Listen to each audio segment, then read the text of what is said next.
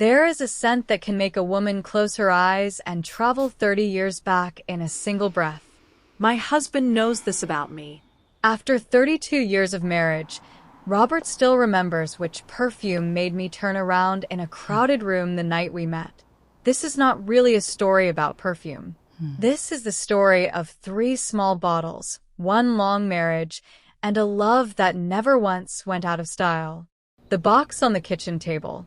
It was our anniversary morning, and I came downstairs to find a box wrapped in plain navy paper, tied clumsily with string, sitting on the kitchen table where the coffee should have been. Robert stood there in his robe, looking almost nervous, the way he did the first time he asked me to dance. "Open it," he said. "All of it. There's 3. I laughed and asked what on earth he had done. He just smiled and said, "Trust me, Margaret. Every bottle has a memory in it. Coco Mademoiselle and the girl I used to be." The first bottle was Chanel Coco Mademoiselle, and the moment I opened it, I was 26 again, standing at a friend's wedding in London in a dress I could not afford. Robert had walked up to me that night, awkward and overdressed, and said the only thing he could think of. "You smell like trouble," he told me. I had worn that exact perfume that night, and somehow, across 3 decades, he remembered. Holding the bottle in my hands, I understood he had not just bought me a fragrance. He had bought me back a version of myself I thought was long gone, the woman who still believed a stranger's compliment could change the course of her life. Jadore, and the woman who said I do.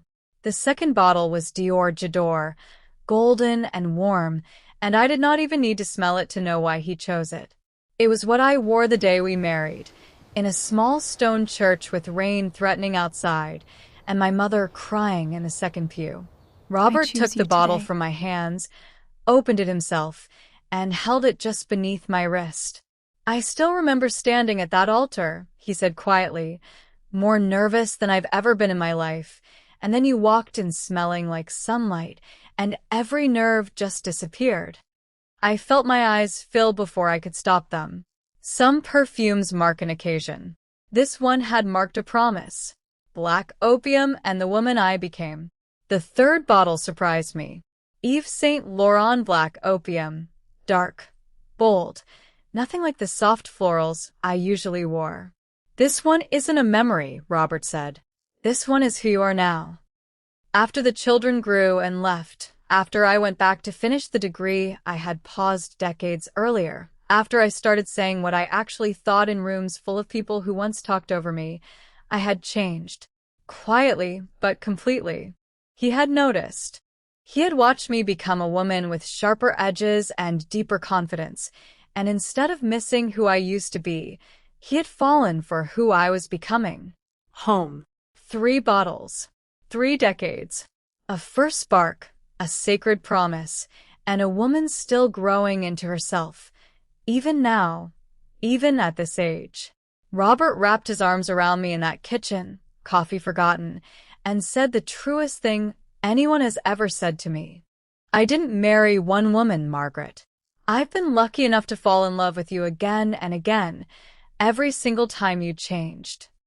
Style after 50 is not about holding on to who you were. It is about being loved, fully and freely, through every woman you have ever been.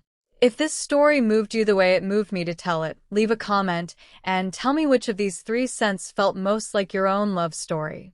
And if you believe elegance and romance only deepen with age, stay close. This is Elegant Style 50+, and we're just getting started.